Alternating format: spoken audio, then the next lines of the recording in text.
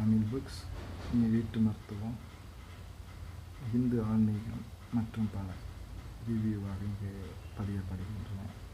இன்றைய பதிவில் உலக அழகி போட்டியை சார்ந்த நான் முதல் பதிவாக கொடுத்திருந்தேன்.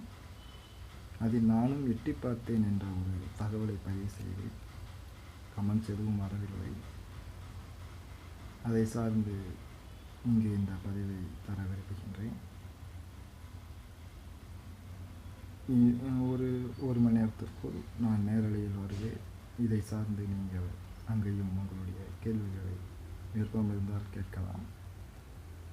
நன்றிகள். என்னவென்றால், சிறு குழந்தையாக இருக்கின்ற பொழுது நாம் செய்கின்ற செயல்கள் என்ன காரணத்துக்காக செய்கின்றோம் என்பதை நானே என்னை சிறிது வளர்ந்த பின்பு சிந்தித்து பார்த்திருக்கின்றேன். அது என்ன சொல்வார்கள் என்றால், மழை வருகின்ற பொழுதெல்லாம் சிறு குழந்தையாக இருக்கின்ற பொழுது ஜன்னலில் சென்று மழையை ரசிப்பேன். ஆனால் காலங்கள் சென்ற பிறகு வயதுகள் மாறுகின்ற பொழுது அதை ஏன் செய்தேன் என்ற ஒரு சுய சிந்தனையோடு நாம் பார்க்கின்ற பொழுது அதற்கான விளக்கங்கள் எதுவும் எனக்கு புரியவில்லை.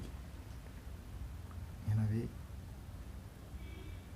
அதே சமயத்தில் நாம் டிவியை பார்க்கின்றதோ, கம்ப்யூட்டரை பார்க்கின்றதோ, செல்லை பார்க்கின்றதோ, அந்த திரையை அவர்கள் விண்டோ என்று சொல்வார்கள். விண்டோவை பார்ப்பதாகத்தான் ஒரு பொருளில்தான் அது பார்க்கப்படுகின்றது. விண்டோ என்றால் ஜன்னல்.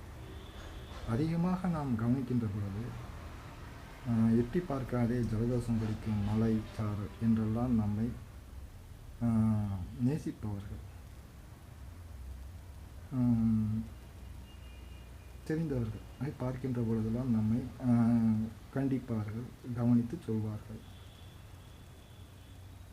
நாம் அதிகமாக கவனத்தோடு அதை பார்த்தேன் என்ற ஒரு காரணத்துக்காகத்தான் நானும் எட்டி பார்த்தேன் என்ற தகவலை அங்கு பதிவு செய்கின்றேன். வேறு எதுவும் இல்லை. நன்றிகள். உங்கள் கருத்துக்கள் அங்கு வரவேற்கப்படுகின்றன. இது எனது சத்தம்தான் இங்கு பதிவு செய்கின்றதோ என்ற ஒரு ஐயப்பாடும் எனக்கு உள்ளது.